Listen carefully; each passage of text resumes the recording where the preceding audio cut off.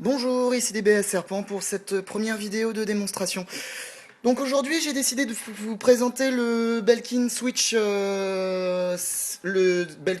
2, tout simplement, qui se compose d'un switch KVM pour partager donc l'écran, le clavier, la souris et les enceintes sur deux écrans différents.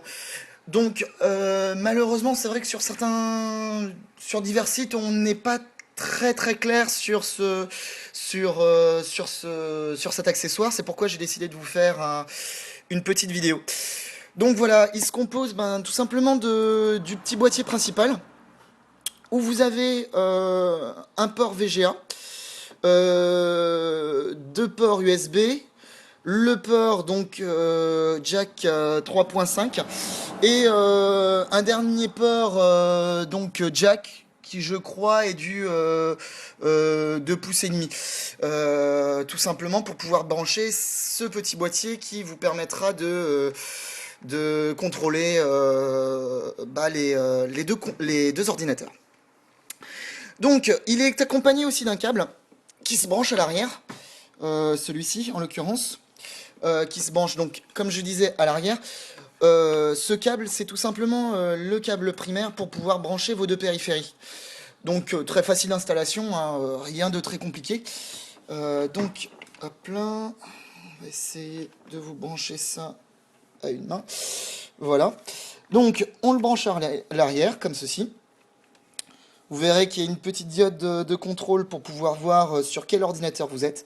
Tout simplement, vert correspond à une fiche, jaune correspond à une autre. Comme ceci. Donc, ensuite, on a l'écran. Ceci. Voilà.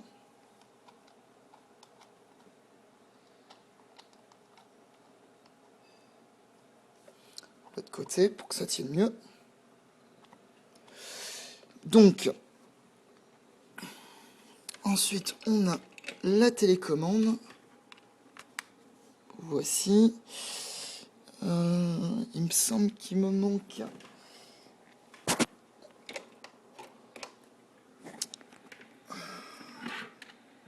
la fiche jack que je viens de retrouver qui s'était cachée. Donc comme ceci. L'avantage de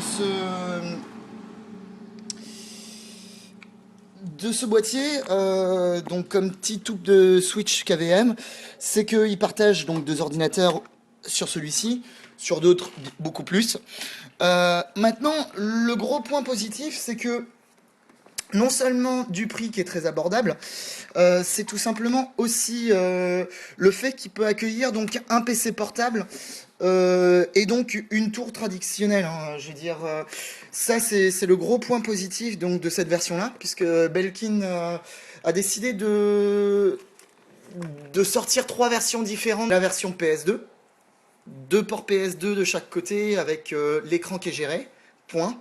La deuxième version qui est à peu près la même où vous rajoutez le port jack en plus. Et donc la troisième version qui au lieu d'avoir des fiches PS2, ça passe en USB. Donc c'est le gros point positif puisque l'USB peut accueillir un ordinateur portable. Donc après vous avez deux choix, soit vous vous en servez donc tout simplement parce que de servir d'un clavier d'une souris sur un ordinateur portable, mon écran il est mort. Maintenant le petit point qui n'est pas précisé, c'est que vous avez deux choix. Déjà, soit vous décidez d'acheter un ensemble clavier et souris, mais après, tout dépend des prix, mais vous en avez pour une bonne trentaine d'euros facile. Soit vous prenez l'adaptateur USB mâle PS2 femelle que j'ai pris en plus, donc c'est celui-ci. Hein, donc rien de plus simple. Une prise en charge assez rapide. Hein.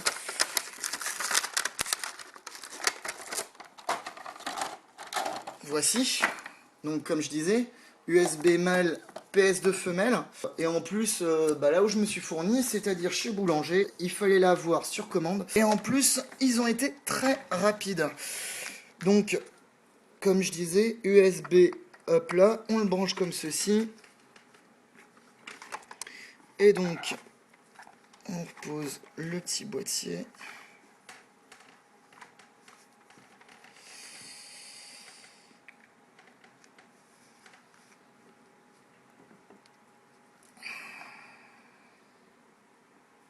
Voici.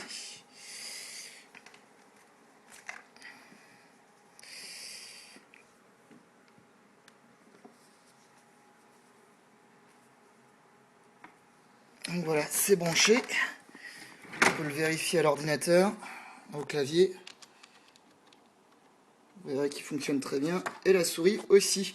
Ça permet non seulement de pouvoir faire les raccords comme je vous ai dit, mais aussi de brancher tout simplement un vieux clavier PS2 et une vieille souris PS2 et de les garder pour votre ordinateur portable. Alors donc du coup, pour la deuxième phase de connexion, comme je vous disais, sur le câble, vous avez le port VGA. Donc en plus avec les petites fiches vertes, qui veut dire que vous passez sur un autre ordinateur, ça permet de vous donner le repère.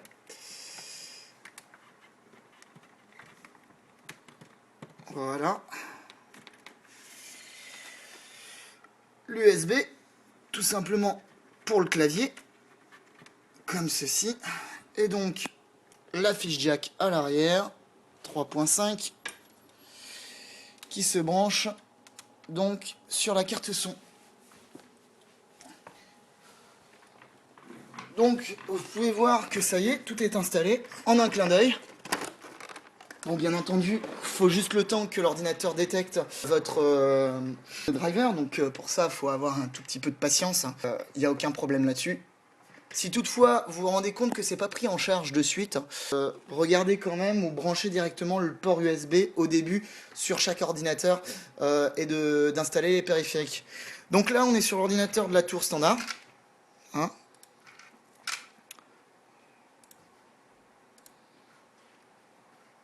Donc vous pouvez constater que finalement la souris fonctionne bien.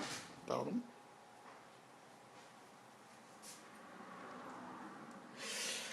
Et côté clavier,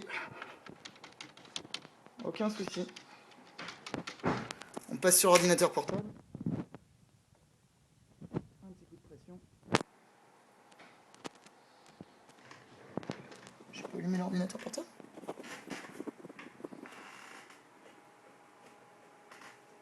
Ah. Alors, faut juste que je cale la caméra, le temps de regarder ça.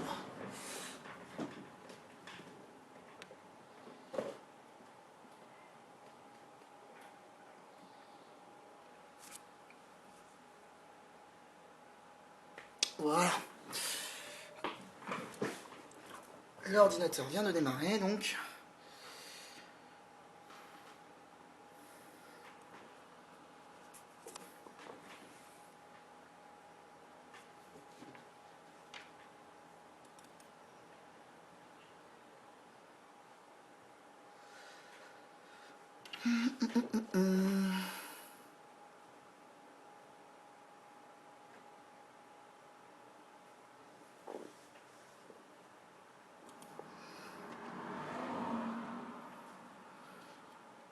Donc là, vous voyez que le clavier marche déjà, ce qui est une bonne chose.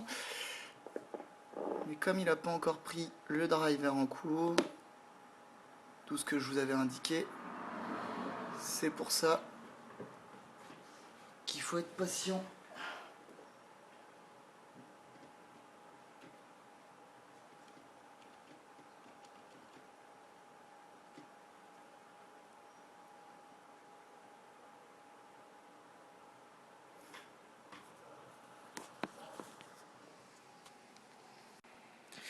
Donc voilà, après quelques attentes de lancement de tous les processus et les plugins, etc., vous pouvez constater que sur l'ordinateur portable, ça y est, tout fonctionne correctement. Il n'y a plus que, ça y est, il a pris en cours les pilotes, et donc, c'est parti pour un tour. Je vous remercie d'avoir regardé cette vidéo, et n'hésitez pas, si vous avez toutefois des questions, eh ben, vous pouvez marquer des commentaires. Merci, au revoir.